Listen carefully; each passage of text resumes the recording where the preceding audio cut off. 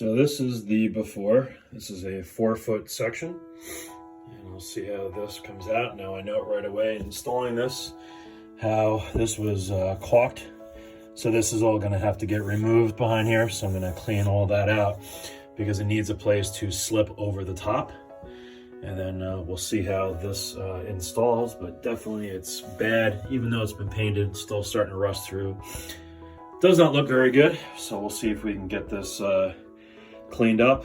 And just quickly to show you, I had some good luck here. This was the piece here, and this actually came out really nice. So this is what it looks like. This is a 6-foot section.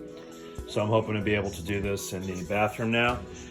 This went on really nice. I did have to, again, move it in the back here a little bit.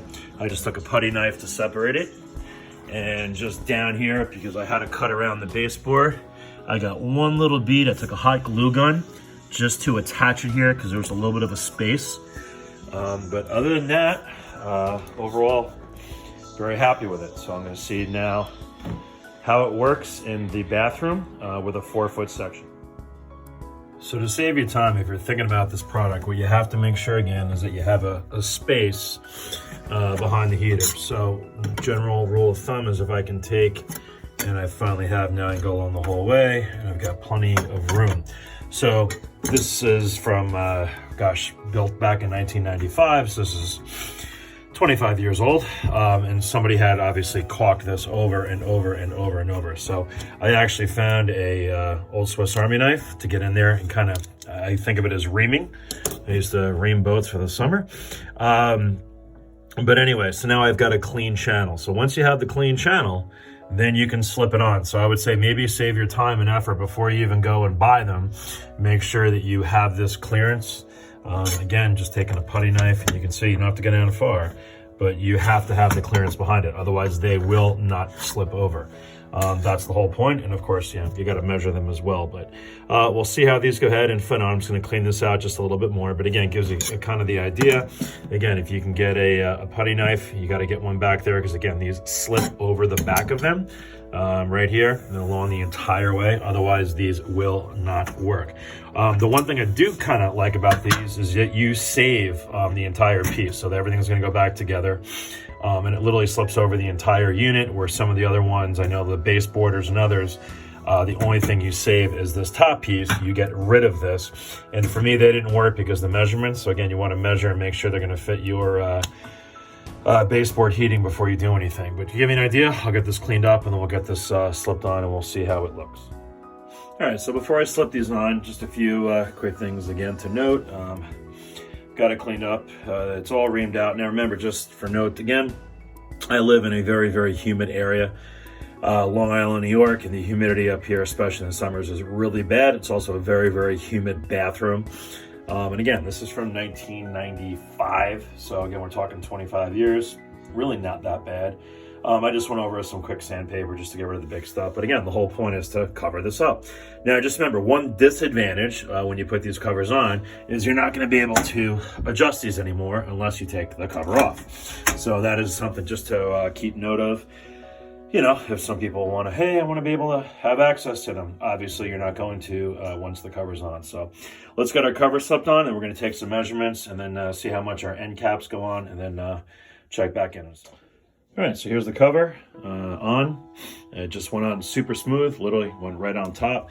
And now what I got to do is I got to put my end caps on. So these are the end caps. What's nice about the end caps is if you look at the bottom here, you can actually trim them along these pieces. So what you're going to need is a pair of shears, and literally you just trim right along those lines, which is really nice. And that way you can adjust them from different heights. And let me just look here really quick because I think I'm going to be way too tall. Yeah, and I am. So you can see here just by putting the piece in, I'm definitely way too tall.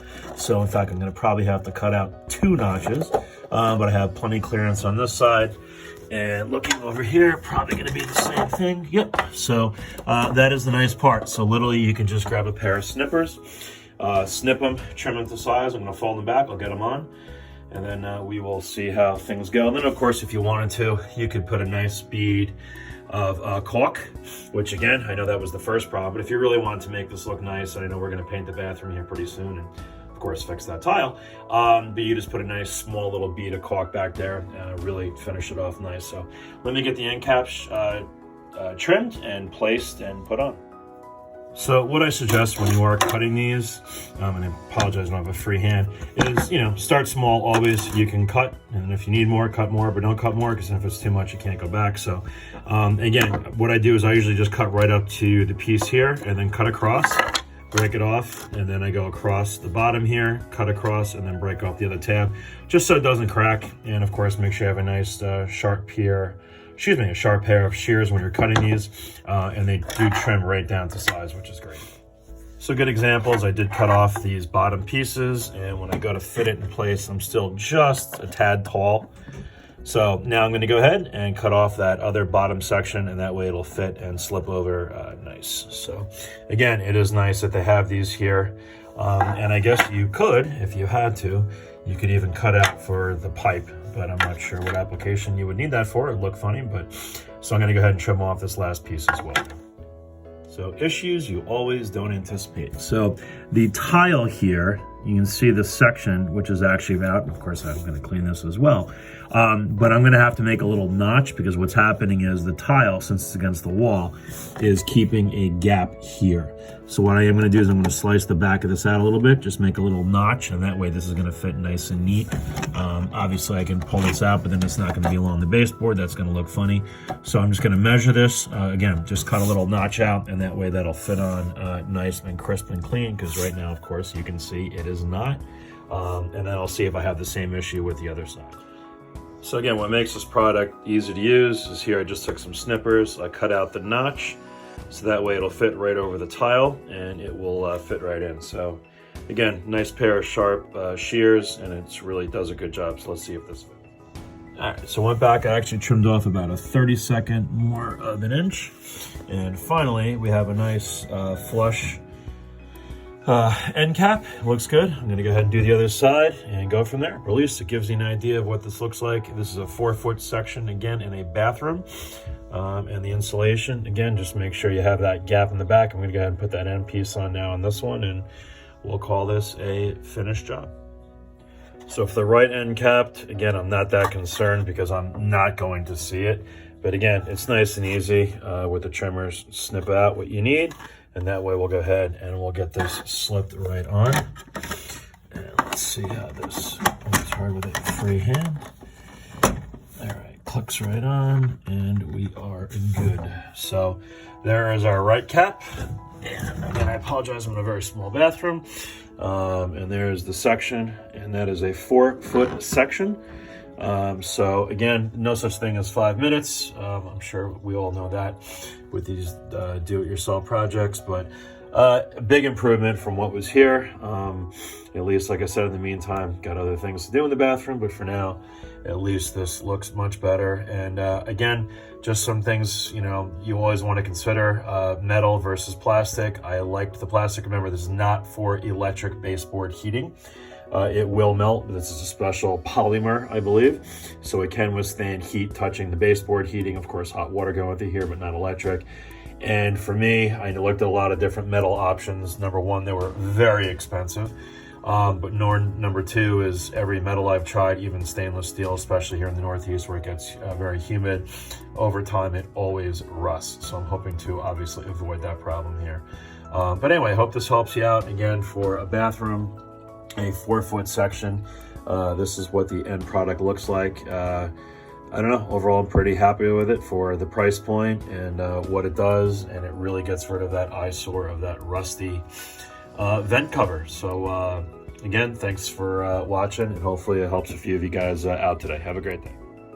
All right, so guys, I'm gonna finish up on this note. So again, here's the first section. This was a 6-foot section with 2 end caps, okay? The second section, okay, was a 4-foot in the bathroom, okay, give you an idea. And again, and then my last section, which I haven't done yet, is going to be in a bedroom. Again, that's a 4-foot section. And then the last section I'm going to get to, going to be a little trickier. This is 13 feet. So For this, obviously I'm gonna have to do some cutting, and I have 2 connectors. So I'm gonna go ahead and do a 6-foot section in the middle, and then do, like I said, on the end. So I'm gonna go probably, I think 6, and then 4 and 4, or 6, 3.5, 3.5 to make the entire 13 feet. I gotta do the math on that one. But anyway, like I said, so I'm gonna cap these again. These are still original. Got these all cleaned out, but I'm gonna go ahead and do these as well. So just give you an idea again. So to do all 3 rooms, it gives you a ballpark. It was around $300 for all the pieces. The 6-foot sections, the 4-foot sections. You can check, I think that's the only lengths they come in. And then of course the end caps and the connectors. Here's some pieces here I've got.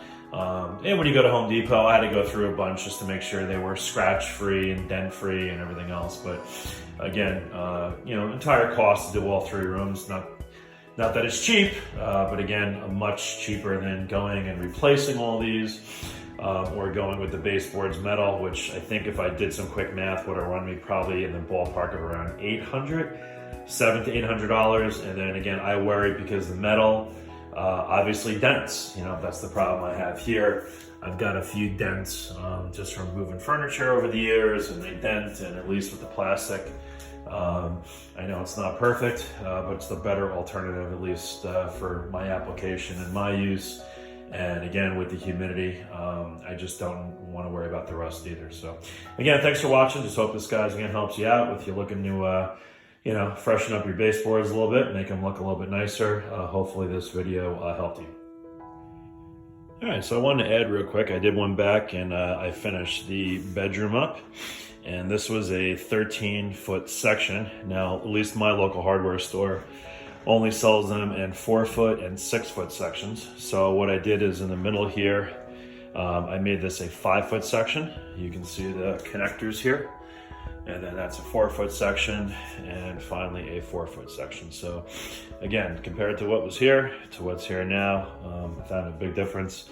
And there's the 1-foot section.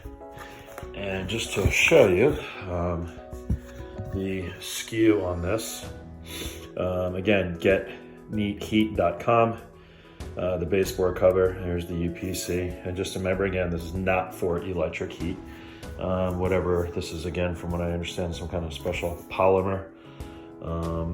Pretty cool piece, but again, that's the finish in the bedroom now. That's what it's going to look like. And it's done with the end caps. Again, I did have to trim the end caps to fit. It all came out pretty good. So again, just hope this helped. Just want to show what this looked like, especially in the bedroom for a longer section. This actually was the easiest, believe it or not. This took me all of about maybe 10 minutes. It actually slipped right behind, which is really nice. You can see, and it's a nice even gap the whole way down. So this actually slipped on beautifully. Again, do make sure you open your vents before you put this on. That's one key. And I did have a connector here in the middle that connected the 2 pieces. I took off that connector underneath. All right. And one little section, what I did is I just took actually, if you have to get into, this was a little bit tight in this section. I just took a little hammer with a sock right on top. I just tapped it down and it fit right in there really nice, of course, without scratching it. So again, hope this out. If you're interested, again, just kind of give you a little bit of an idea about the product and what it looks like when it's done. Because compared to the photos that they have up, I don't know, I was actually a lot happier with it. I was a little hesitant at first, but I think it actually came out pretty well.